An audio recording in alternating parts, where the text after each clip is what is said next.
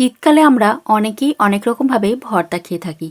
আজকে আপনাদের সাথে যে ভর্তার রেসিপি শেয়ার করব সেটা শুধুমাত্র স্বাদে নয়, স্বাস্থ্যের দিক দিয়েও খুবই প্রয়োজনীয়। রেসিপির নাম থোড়ের ভর্তা।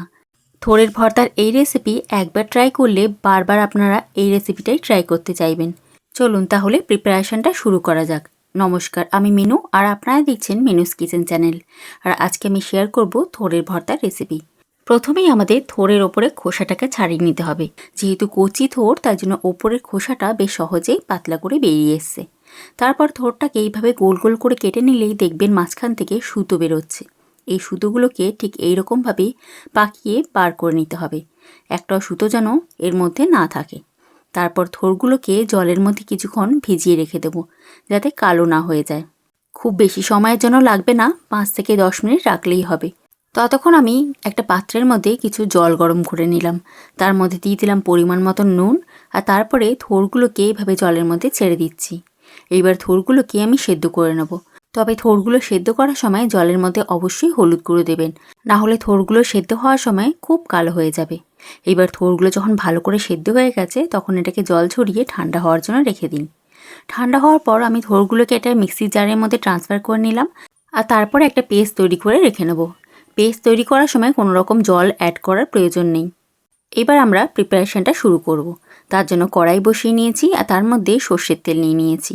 তেলটা খুব ভালো করে গরম হয়ে যাওয়ার পর কালো জিরে ফোড়ন দিয়ে দিলাম, আর দিয়ে দিলাম 2টো কাঁচা লঙ্কা।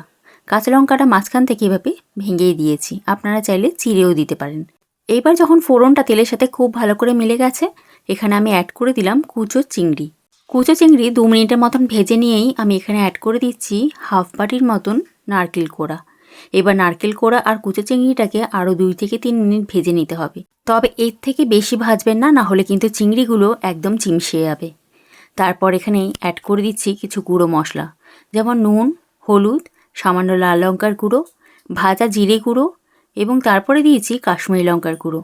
সব মশলাগুলোকে আরও কিছুক্ষণ ভেজে নিয়ে আমি যে থোড়ের পেস্টটা রেডি করে রেখেছিলাম সেটা এখানে অ্যাড করে দিলাম। এবারে থোড়ের মধ্যে যতক্ষণ পর্যন্ত জল শুকাচ্ছে না, ততক্ষণ পর্যন্ত আমরা হাই ফ্লেমে ভেজে নেব। ভাজার সময় অবশ্যই লক্ষ্য রাখবেন যেন নিচ থেকে লেগে না যায়। যখন দেখবেন থোড়ের মধ্যে একদম জল টেনে এসেছে, ওপর থেকে দিয়ে দিলাম সামান্য চিনি। চিনি সম্পূর্ণ অপশনাল, আপনারা চাইলে এটা স্কিপ করতে পারেন। আর সবশেষে 1 চামচের মতন ঘি আর ধনেপাতা কুচি ছড়িয়ে দিয়ে নামিয়ে ফেললাম। তাহলেই রেডি আমাদের থোড়ের এই দারুণ ভর্তা, যেটা ভাতের সাথে পাতে পেলে আপনারা শুধু এই থোড়ের ভর্তা দিয়েই 1 থালা ভাত খেয়ে নিতে পারবেন। তাহলে আমার এই ভিডিওটি ভালো লেগে থাকলে অবশ্যই একটা লাইক করে দেবেন, চ্যানেলটিকে অবশ্যই সাবস্ক্রাইব করে দেবেন, আর ফেসবুক পেজ থেকে দেখলে পেজটিকে ফলো করতে ভুলবেন না। তাহলে আবার আসছি নতুন কোনো ভিডিওতে নতুন কোনো রেসিপির সাথে। এখনকার মতন ধন্যবাদ।